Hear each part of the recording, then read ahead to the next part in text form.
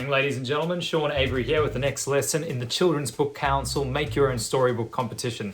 Now, we have pretty much made it all the way to the end. We only need to write our ending for our picture book. So this is how to write an ending for a picture book. If you're writing a picture book, keep on watching. Otherwise, if you're doing a storybook, links in the description down below to that video because it is a little bit different. Obviously, picture books are all about using your words and pictures together to tell the full story, and storybooks are more about the written language to drive the story forward. So the last time we were together, I wrote a resolution to my story. So just to quickly refresh your memory, Charlesworth Oinkington, very sophisticated gentleman, gentle hog, doesn't like to play in the mud with his friends and family. Keeps on saying no matter how much his friends and family try to persuade him to come and play in the mud, until one day he is completely drenched by one of the other hogs who jumps into the mud, splashes him, he gets really mad, stomps off into the bushveld looking for new sophisticated associates, finds the flamingos, thinks that they're the ones who he's going to hang out with from now on. They're very clean, very sophisticated, but he realizes that they're actually pretty mean, and and he doesn't get along with them, and they kind of ignore him, and they're very stuck up and snobbish. And the last straw for Charlie is when they make fun of the warthogs playing in the mud, and he he gets mad, and he kind of reflects on himself. He thinks, geez, was that how I was like, making fun of the warthogs? And he leaves the flamingos and he dives into the mud to join his friends and family. Now, with the ending for my story, I'm going to wrap up all those loose ends. And when you're writing your story, you've got to make sure that you sort of pull all those loose ends together and make your reader feel satisfied with the ending. If you don't sort of answer all the problems that were and all the things that were brought up in the story in the ending, and you kind of leave things open, and your ending isn't so great, your reader might feel cheated. And remember, the ending is the very last thing that your reader is going to read. So if it's not so great, everything that you did up until then, your great build up and your great conflict and your great resolution, it doesn't really, if it falls flat at the end, then people might not remember your story as well as they could have. So I'm going to go over to my desk now, and I'm going to write the ending for Happy as a Hog Out of Mud, and then I'll come back and we'll see how I went. All right, now, as usual, this template can be found in the description down below. What do I need to have a great ending? I've got it all written down the side here. So I've got to make sure all my loose ends are tied up. I've got to make sure I show, don't tell. Got to write with my senses. What do we see? What do we feel? What do we hear? Now, when I talk about all loose ends tied up, I want you to think of, I guess, the main underlying problem that started this whole thing, and I want you to sort of be able to wrap it up. Now, if your story is going to have a cliffhanger ending where there's a potential sequel, and you want your reader to be, I guess, excited for the next installment, then you might have one or two unanswered questions, but on the whole, if you're just writing a one-off story, you want to make sure that it's all tied together and that there's nothing left that's unexplained.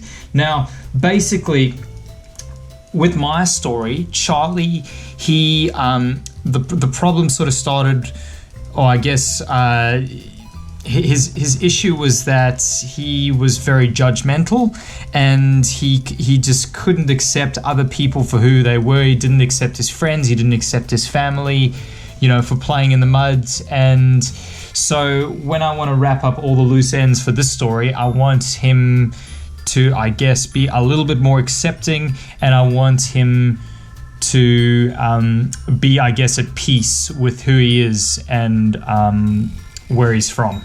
So I'm going to go ahead and I'm going to write an ending, and of course, as I'm writing my ending, I'm also going to be drawing my pictures at the same time.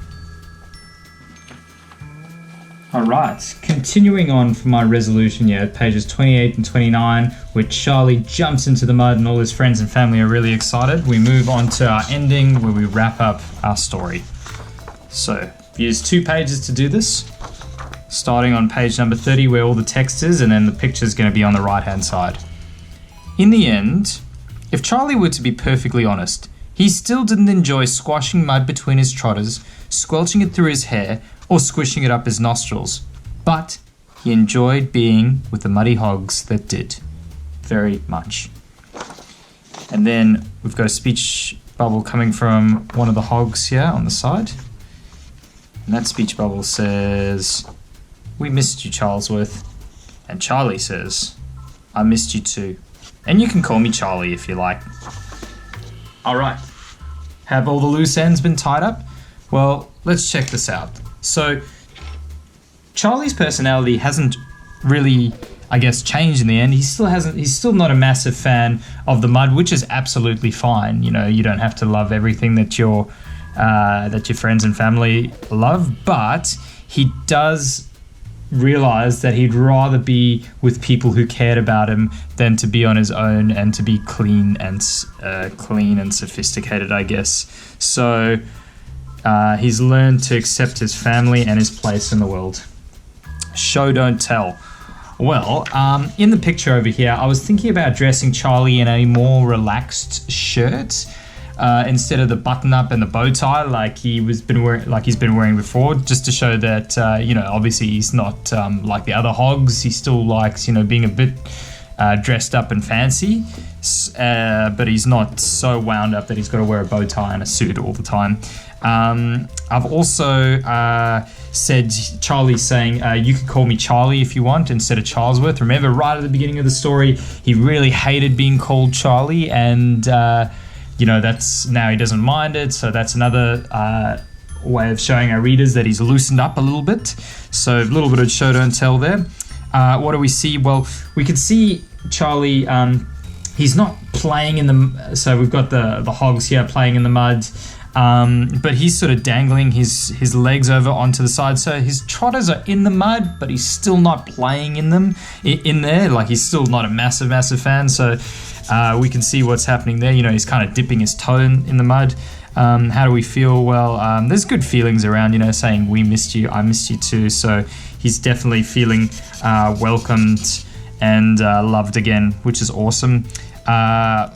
What do we hear? Well, there's a lot of sentimental dialogue going on with the speech bubbles, saying I missed you too, and we're also talking about squelching mud between trotters at the beginning. Bringing up those old the things that we had at the beginning of the story.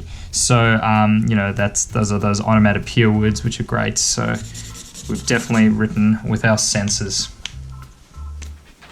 And there you have it, guys. We have an ending for our picture book, or I have an ending for my picture book at least. I'm going to take that template, clip it together with all the other ones, and the next step from this pile of templates is you've got to go and write your first draft on a word processor. So make sure you've got a digital copy, whether you type it up in Microsoft Word or text edit or whatever you want to use. If you don't have access to a computer, just write it longhand. That means just write it with pen and paper. It just makes it a lot easier if you've got a digital draft, because it makes it just a bit easier to edit and to make your text look really neat. So now that we've got our structure, now comes a really fun part. The next few lessons, we're going to be talking about editing. We're going to be talking about some awesome writing techniques to really spice up the writing, make it really dynamic and exciting. We're going to talk about how to get rid of some of those extra words to keep our picture book structure really, really tight, and use as few words as possible. And of course, we're going to talk about some composition stuff, how to think about your illustrations and how it's all going to come together. But for homework, please make sure that you finished your ending and all your other templates. Type up your first draft or write it on using pen and paper. Make sure you are drawing illustrators. Make sure you are reading, and I will see you next time.